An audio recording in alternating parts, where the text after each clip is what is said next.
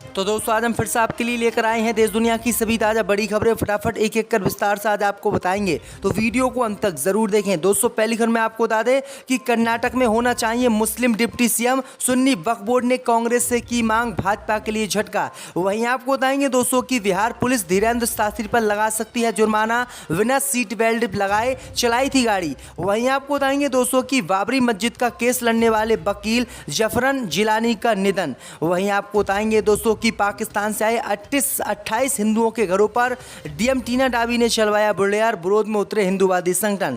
वहीं आपको बताएंगे दोस्तों कि प्रयागराज में अतीक अहमद का नाम लेकर 10 लाख की रंगदारी मांगी गई, कैंट में 2 सगे भाइयों पर मुकदमा दर्ज। वहीं आपको बताएंगे दोस्तों कि सतपाल मलिक के करीबी के घर सीबीआई की छापेमारी, बीमा घोटाले में हो रही है जांच। तो दोस्तों सभी खबरों को आपको एक एक कर बताने वाले हैं। वीडियो को लाइक कर चैनल को सब्सक्राइब कर दें और हमें कमेंट करके बताएं कि आपके जिले किस राज्य से हमारी खबरों को देख रहे हैं। इसी बीच बढ़ते दोस्तों अगली खबर की ओर, तो कर्नाटक विधानसभा चुनाव जीतने के बाद मुसलमान बनाया जाएगा डिप्टी सीएम, कांग्रेस से मौलानाओं ने की मांग। दोस्तों आपको बता दें कि कर्नाटक में ऐतिहासिक जीत दर्ज करने के बाद कांग्रेस पार्टी से अब मुस्लिम नेताओं ने मुस्लिम डिप्टी सीएम की मांग कर्नाटक में कर दी है। दरअसल आपको बता दें कि सुन्नी उलमा बोर्ड के मुस्लिम नेताओं ने मांग की है कि कर्नाटक का डिप्टी सीएम मुस्लिम समुदाय से होना चाहिए। इसके साथ ही उन्होंने मांग की है कि 5 मुसलमान विधायकों को अच्छे मंत्री बनाया जाए, जिसमें गृह, राजस्व, स्वास्थ्य और दूसरे विभाग होने चाहिए।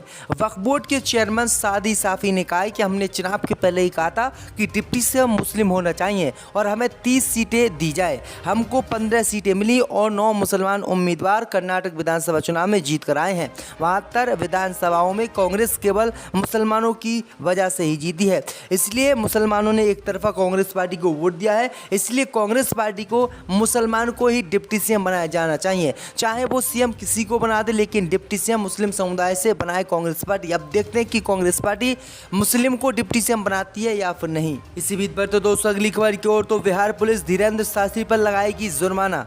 दोस्तों आपको बता दें कि बागेश्वर धाम के बाबा धीरेन्द्र शास्त्री इन दिनों बिहार की राजधानी पटना में हनुमान कथा कर रहे हैं। उनकी इस कथा में लाखों की संख्या में भीड़ उमड़ रही है।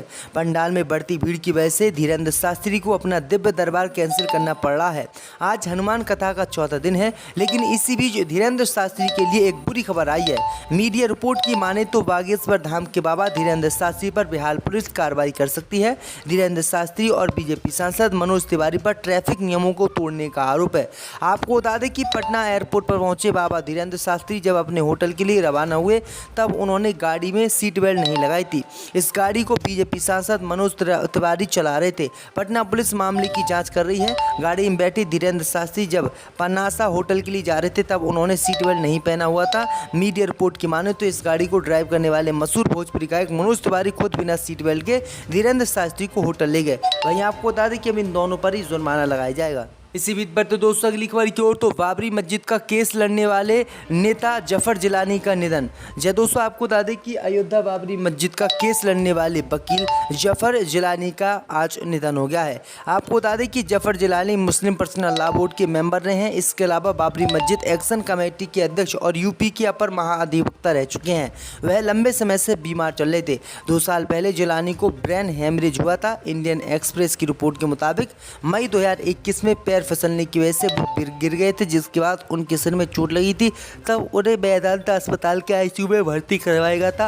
डॉक्टर ने बताया था कि उन्हें ब्रेन हेमरेज हुआ है। इसके बाद से जिलानी की तबीयत लगातार खराब थी। तो ये बड़ी अपडेट आ रही दोस्तों। इसी बीच पर तो दोस्तों अगली खबर की ओर, तो जैसलमेर में पाकिस्तान से हिंदुओं के घरों पर डीएम टीना डाबी ने चलवा दिया बुलडोजर। दोस्तों आपको बता दी ये खबर सामने निकल कर आई दोस्तों की जैसलमेर की जिलाधिकारी और डीएम टीना डाबी ने पाकिस्तान से आए हिंदुओं के घरों पर बुलडोजर चलवा दिया। वहीं आपको बता दें कि प्रशासन की इस कार्रवाई के विरोध में हिंदुओं ने जिला कलेक्ट्रेट के बाहर धरना दिया और आरोप लगाया कि जिला अधिकारियों ने उनके घरों को आग लगाई। इन लोगों ने आरोप लगाया कि जिला प्रशासन ने जबरन उन्हें घर से बेदखल किया और विरोध करने पर महिलाओं के साथ निर्दयी तरीके से बल प्रयोग भी किया। उन्होंने कहा कि प्रशासन की इस कार्रवाई में 3 महिलाओं को गंभीर चोटें आई हैं और उन्हें अस्पताल में भर्ती कराया गया है। प्रदर्शन कर रहे लोगों ने कहा कि जब तक उन्हें किसी और जगह पर बसाया नहीं जाता, वो धरने से नहीं उठेंगे। वहीं आपको बता दें कि ये सभी लोग पाकिस्तान से यहाँ पर भारत आए थे और ये अवैध रूप से घर बनाकर रह रहे थे। जैसे ही इस बात की जानकारी डीएम टीना डाबी को हुई, तो उन्होंने इनके खिलाफ एक आदेश जारी किया और इनके घरों पर बुलडोजर चलवा दिया। तो ये बड़ी अपडेट आ रही दोस्तों। इसी बीच पर तो दोस्तों अगली खबर की ओर, तो प्रयागराज में अतीक अहमद का नाम लेकर 10 लाख की रंगदारी मांगी गई। कैंट में 2 सगे भाइयों पर मुकदमा दर्ज। जी दोस्तों, आपको बता दें कि कैंट में विक्रांत यादव ने अतीक अहमद के नाम पर 10 लाख रंगदारी मांगने के आरोप में 2 सगे भाइयों को नामजद कराया है। आरोप ये भी है कि दोनों ने पहले जमीन के नाम पर 5 लाख रुपये हड़प लिए, फिर रकम वापस मांगने पर रंगदारी मांगी, साथ ही राइफल सटाकर पीटते हुए अगवा करने की भी कोशिश की। पीड़ित का ये आरोप है कि दोनों आरोपी बेली गांव निवासी शिबू और असहल सिविल लाइंस में थाना रित चौकी के पास क्लाउड 9 नाम से हुक्का बार चलाते हैं। कुछ समय पहले उसने दोनों से कछार में एक ज़मीन खरीदने का सौदा किया था और 5 लाख एडवांस दिए थे। इसमें से 2 लाख नगद और 3 लाख चेक से दिए। बाद में ज़मीन के विवाद होने का पता चला तो उसने रुपये वापस मांगे।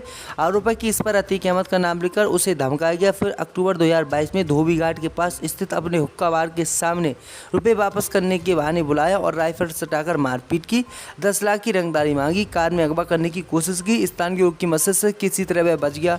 कैंट इंस्पेक्टर ने अब बताया है कि इस मामले की जांच की जा रही है। तो ये बड़ी अपडेट आई दोस्तों कि अतीक अहमद की हत्या के बाद अतीक अहमद के नाम को किस तरह से बदनाम किया जा रहा है। इसी बीच पर तो दोस्तों अगली खबर की ओर, तो सतपाल मलिक के करीबी के घर सीबीआई के छापेमारी, बीमा घोटाले में हो रही है जांच।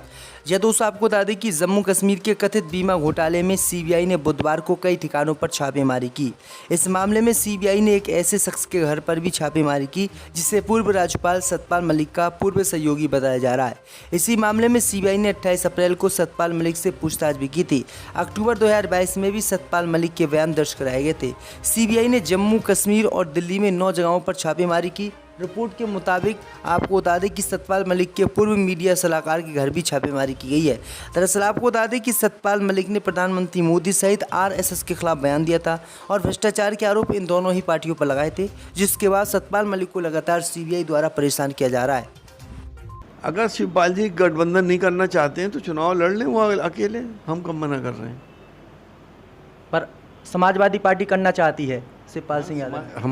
हमारे नेता अखिलेश यादव जी ने गठबंधन को कहा है। ओवैसी आ गए हैं उत्तर प्रदेश में। असदुद्दीन ओवैसी साहब की पार्टी से भविष्य में समाजवादी पार्टी गठबंधन करेगी या फिर नहीं?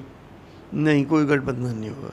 ओवैसी साहब से कोई गठबंधन नहीं होगा। हमारे नेता नहीं चाहते उनसे गठबंधन करना, क्योंकि उनका इतिहास इस तरह का है कि उन्होंने हमेशा कम्युनल फोर्सेस को, सांप्रदायिक ताकतों को इनडायरेक्टली फ़ायदा पहुंचाया है। शिवपाल सिंह यादव तो उनसे बैठ के कर रहे हैं, लखनऊ में गठबंधन की बातें भी हो रही है। अब वो करें, वो उनकी मर्जी है भाई, उसमें हम क्या कह सकते हैं। आजम खान साहब के लिए आप क्या कहना चाहोगे? 70 एकड़ ज़मीन यूनिवर्सिटी की सरकार ने अपने कब्जे में ले ली है। देखिए, आजम खान साहब को जिस बुरी तरह से फंसाया गया है, ये तो पूरा हिंदुस्तान जानता है कि उनको किस तरह से फंसाया है। हमें न्याय मिलने की पूरी उम्मीद है। सारे मुकदमे कोर्ट में चल रहे हैं और हमें उम्मीद है कि ये सब मुकदमों में आजम खान साहब बेदाग छूट जाएंगे। अभी हाल ही में गेट तोड़ने का भी ऐलान किया था, लेकिन सुप्रीम कोर्ट ने रोक लगा दी थी गेट तोड़ने पर। हाँ, तो हमने बताया ना, हमें तो न्याय की उम्मीद है अपनी अदालतों से, और हमें न्याय मिलेगा। आजम खान साहब को न्याय ज़रूर मिलेगा।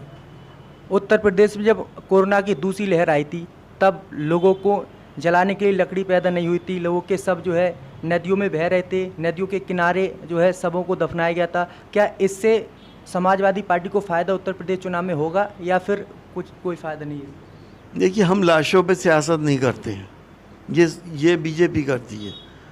लेकिन जनता ने इस बात को देख लिया कि जब अपनी पीठ थपथपाते हैं, 21वीं सदी की भारत की बात करते हैं, वो उन लोगों ने गरीबों के लिए लकड़ी तक का इंतजाम नहीं किया। लाशें नदी में बहाई गई, रेते में दबाई गई, और सब ने देखा कि लाशों को कुत्तों ने खाया था। क्या ये सरकार की नाकामी नहीं है? यकीनी तौर पे। आप मेरी बात तो पूरी सुन लें, बाद में सवाल किया करिए। जब इसकी जिम्मेदारी किसकी है? सरकार से टैक्स लेने के लिए? क्या सरकार की जिम्मेदारी नहीं है कि गरीब को उसके आदर के साथ अंतिम संस्कार कर दिया जाए अगर किसी के पास पैसा नहीं है तो? सरकार ने लाखों करोड़ों रुपया फंड का, हम लोगों का, इसका उसका काटा गया है, वो उस पैसे का हिसाब देने को तैयार नहीं है। गरीब को लकड़ी देने को तैयार नहीं है। आखिर हो क्या रहा है? सरकार को अपनी जिम्मेदारी निभानी चाहिए।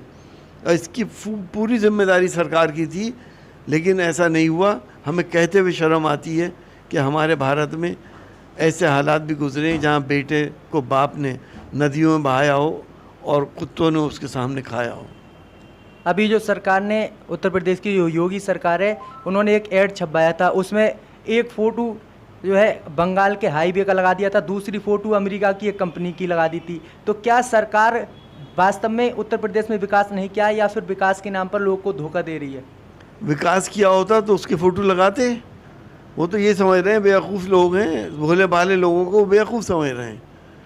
उन्होंने ये फ़ोटो लगवा दिया। हो सकता कल को ताजमहल का लगवा दें कि उत्तर प्रदेश की सरकार ने बनाया है इसे, इनका क्या भरोसा।